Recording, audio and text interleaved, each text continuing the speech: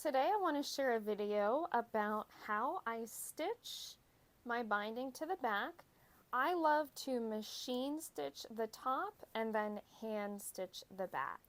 Now today I'm going to show you the ladder stitch, which is perfect for the back of your quilt binding.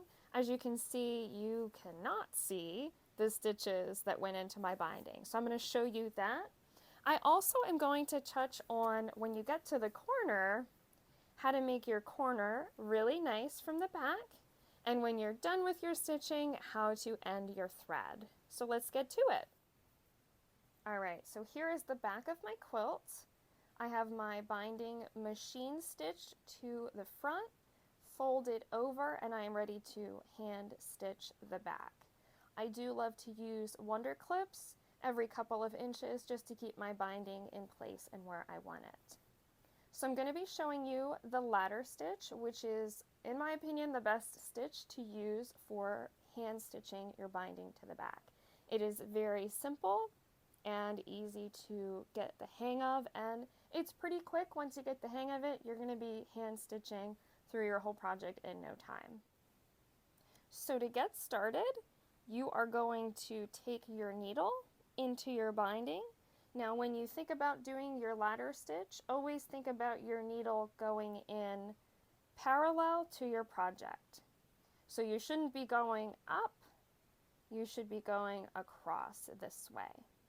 So you're going to go right into your binding, right into that fold, that crease that you have, and you're going parallel, so you're going this way.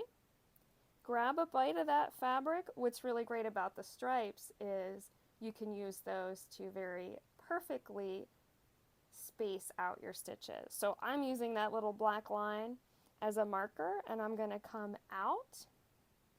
Again, I'm going across, so when your needle is through, it should be going across and laying flat on your project.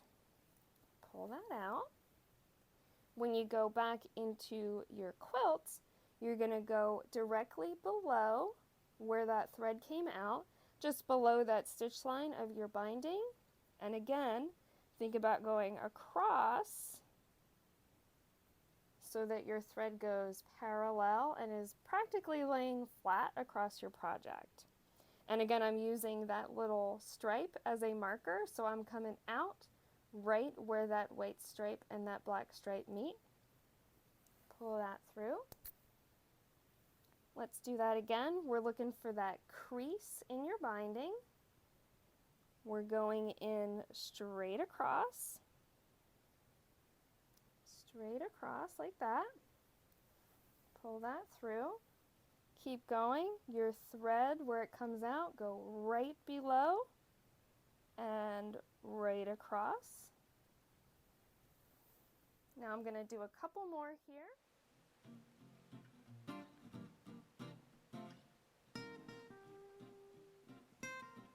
So I stitched a couple more, and as you can see, there are my stitches. And what I think is so fun about this is I go across about 10 stitches, and then you can grab your thread and just gently tug on it, and you can see all your stitches disappear. Now, you cannot see those at all. Isn't that great? Now I'm getting close to my corner, so I'm going to keep stitching all the way up, and then I'm going to show you how I like to do the corners.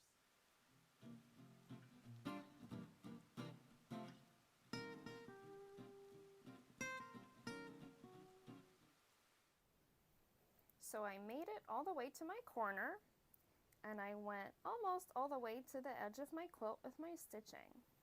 Now here's how I do my corners. I take my binding and fold it over and find the spot there it looks nice and mitered. So you kind of have to do a little fiddling and folding. I like to use a wonder clip to hold it down on the other side. And then I can play around with the corner until it looks real nice. Now I keep in mind my stitch line, so I want to have that just covered. So I fold that over get it to just where I want it. So right about here, that looks good. And I give it a nice finger press, so I squeeze it, give it a nice little crease right where I like it. Now I have a nice little crease that I can work with for my stitches. So I'm going to take my needle, I'm going to sort of unfold that there. I'm going to put my needle underneath and I'm going to come out. Where you want to come out is out of this crease. So I'm going to stick my needle underneath and go right into that crease. Once I have my thread out, I'm going to kind of fold it and find that perfect spot again where I liked my corner to sit.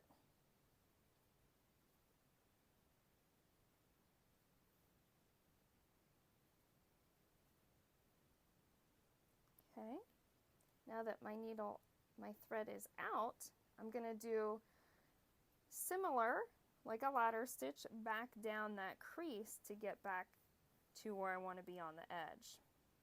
So right where my thread came out, I'm going to go back in on the other side, and I'm going to go flat against my project like we were doing.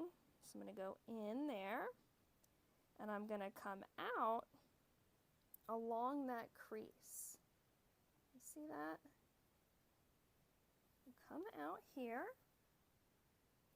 and then I'm going to go back into my crease right where my thread came out. So I'm going to go back in and go parallel to my project, come back out, give that a nice little tug, and you can see that's going to hold your crease down really nice. Then you're going to take your needle and you're going to go back in on this side, and again, keep that in mind that you're going right across, flat across. So we're going to go back in, flat across, and now give that a little tug. Now we're on this side. We have our corner nice and tacked down, and we can continue on this side just as we were. Go right into that crease and out, flat against our project, and keep going. So once you came around your whole quilt with your hand stitches and you are ready to tie your thread off, this is how I like to do it. Now there isn't necessarily a right or wrong way to do this. There really isn't necessarily a right or wrong way to do any type of quilting, in my opinion, but this is just what I like to do. So I'm all ready to go, ready to be done and show off my quilt. So I like to take another little bite of my binding, about a half stitch length than what I was using. So again, I can use these really great stripes and just kind of go halfway through. Pull that through, and I'm going to see a big loop there. Stick my needle through that loop and pull it to make a knot. Pull that tight. I like to go back into my quilt and back out a little bit away from that knot. Pull that out. I like to make a second knot. I'm most certain that this is not necessary for security. However, this is just my method. I do the same thing again. Take about a half stitch till I see my loop, put my needle through, pull that tight, and then last step, I take my needle and go down this way into my fabric, into my batting. Now make sure when you do this, see, I'm going to come out just about a little bit below. Just flip it over, make sure your needle isn't showing through because we don't want to make an extra stitch. Pull that through. Now I'm just kind of in no man's land there. Take your scissor and cut that thread. And then all you have to do is just give that a little scratch, a little rub, and your thread will be gone. So now you got 2 knots, and then your thread is sort of hanging down in between your fabric. So that is definitely not coming loose. Thank you so much for watching. I hope you found this video informative and inspiring to do your next quilt binding this way. If you enjoyed, I would love if you could subscribe to my channel. I'm going to have lots more sewing inspiration and tips for you very soon.